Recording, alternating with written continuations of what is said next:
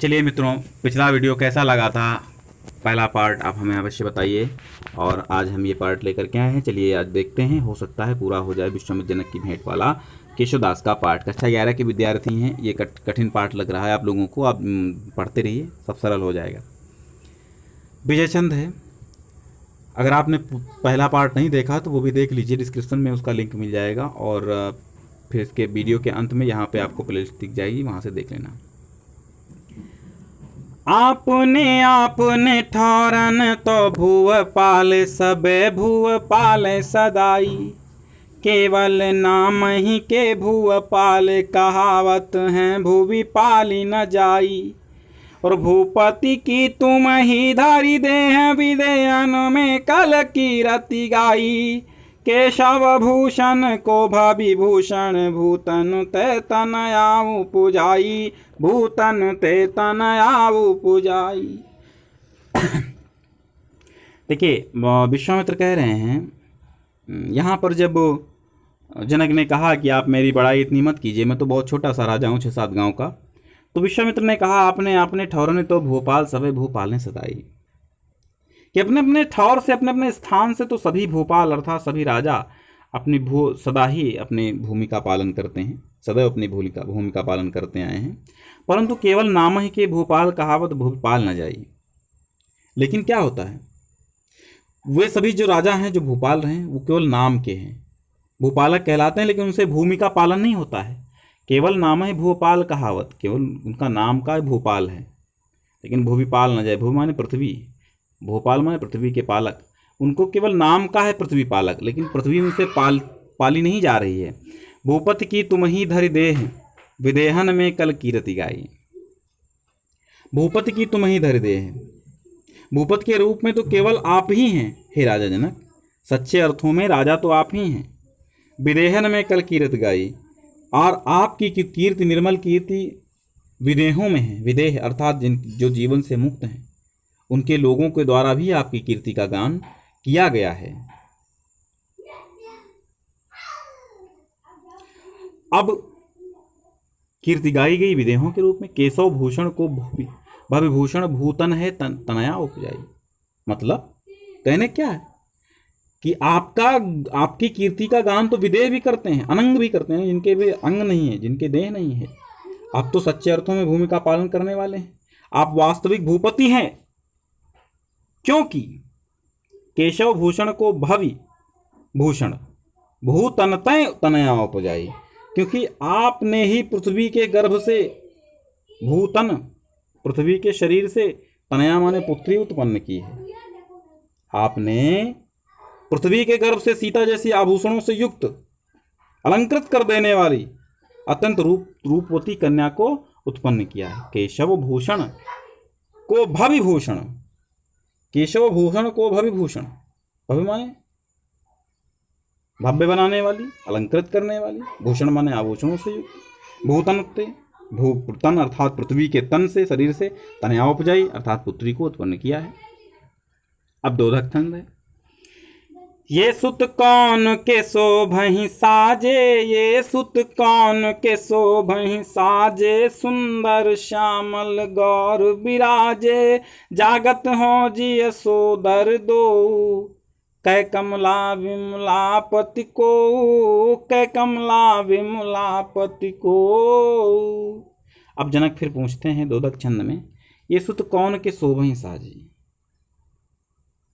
विश्वामित्र से पूछते हैं कि श्याम और गोरे कांति से युक्त जो हैं ये दोनों बालक किसके हैं।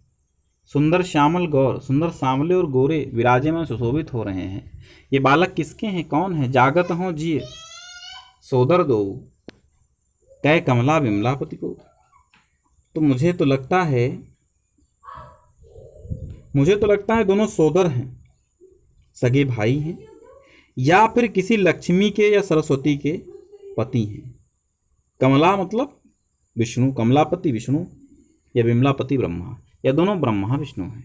कमला विमला, विमला माने सरस्वती और कमला माने विष्णु की पत्नी लक्ष्मी। तो ये कमलापति हैं या विमलापति हैं, मुझे तो ऐसा प्रतीत हो रहा है। अब अगले छंद में देखिए विश्वामित्र क्या कह रहे हैं। हो दानिन के शील पर दान के प्रहारी दिन, दानवारी ज्यों निदान देखिए सुभाए के।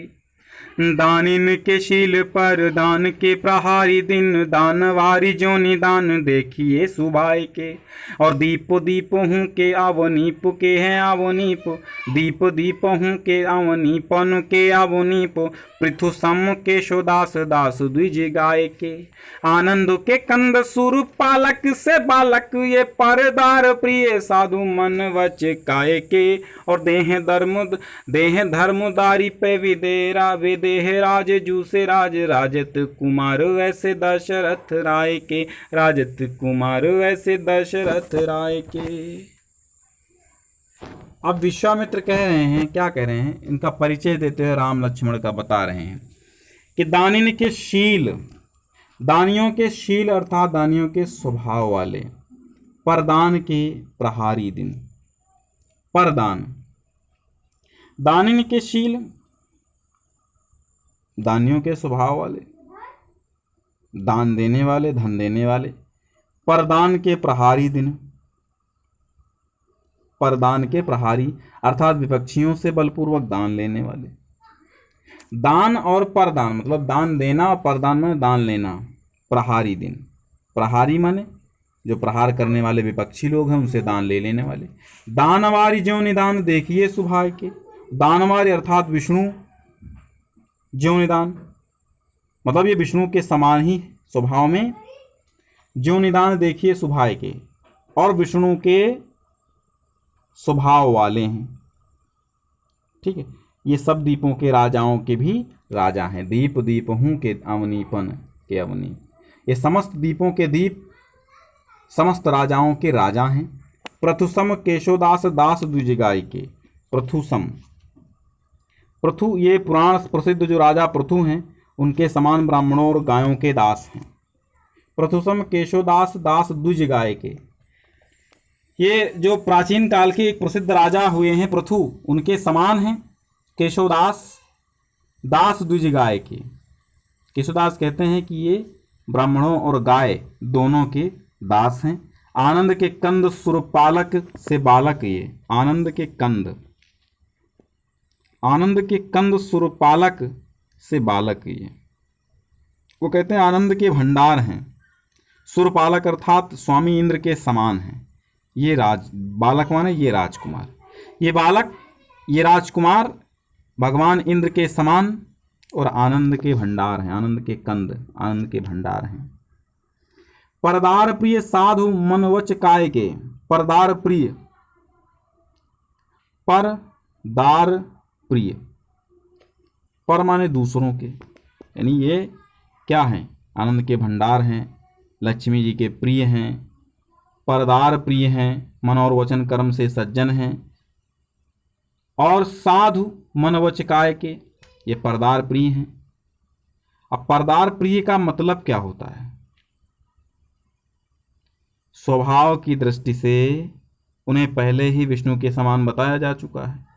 विष्णु भगवान लक्ष्मी के प्रिय हैं और मन वचन कर्म से ये सज्जन है, इसलिए परदार प्रिय भी।